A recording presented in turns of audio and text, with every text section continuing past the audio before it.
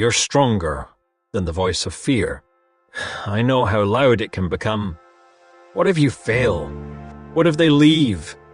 What if it doesn't work? What if you're not enough? What if everything goes wrong? You've heard these questions so many times that sometimes you mistake them for truth. But child, fear is a voice. It is not your identity. And it does not get to decide your future. You've allowed fear to make decisions for you. You wanted to begin, but fear told you to wait. You wanted to speak, but fear told you to stay quiet. You wanted to trust, but fear reminded you of the last time you were hurt. You wanted to try again, but fear showed you every possible way you could fail. And little by little, you started making your life smaller. Not because you couldn't do more, but because you were afraid of what might happen. Child, I'm calling you out of that place. You don't have to silence every fearful thought before you move. You simply have to stop obeying every fearful thought. Fear can speak, and you can still walk forward. Fear can shake you, and you can still take the step. Fear can tell you, don't, and faith can answer, God is with me. That's courage. Courage isn't the absence of fear. It's refusing to let fear become your master. You have already survived things you once thought you couldn't. You have already walked through nights you thought would never end. You have already recovered from moments that broke your heart. Look at you. You're still here. Still breathing. Still growing.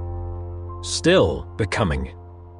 That means fear has never been as powerful as you thought. I'm teaching you to recognize the difference between caution and fear. Caution can protect you. Fear can imprison you.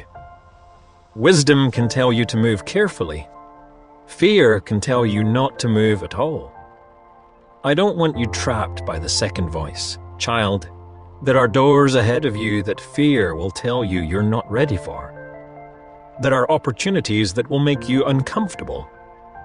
There are moments when you'll have to step forward without knowing exactly what happens next. Don't confuse uncertainty with danger. Sometimes uncertainty is simply the beginning of something new. God says, stop asking, what if everything goes wrong? Start asking, what if God is leading me somewhere I cannot yet see? What if the thing you're afraid to begin becomes the thing that changes your life? What if the conversation you're afraid to have brings freedom? What if the step you're afraid to take leads you into a chapter you prayed for? You don't know, and that's okay. You don't need to know everything. You need to trust me with what you cannot see.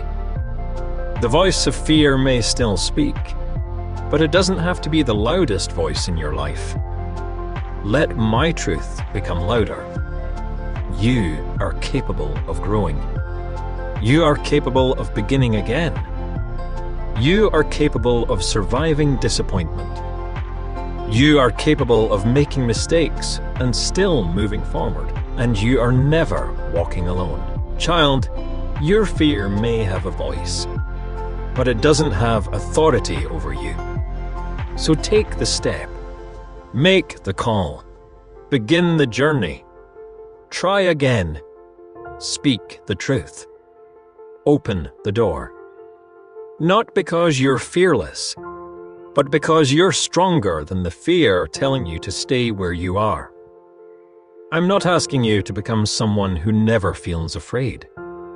I'm teaching you to become someone who doesn't surrender to fear.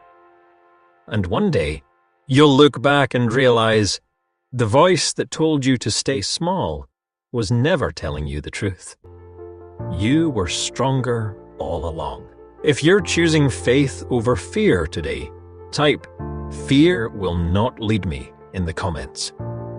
If this message reminded you that fear doesn't have the final word, consider sending a super thanks. Your support helps us continue creating faith-filled messages for people who are fighting fear.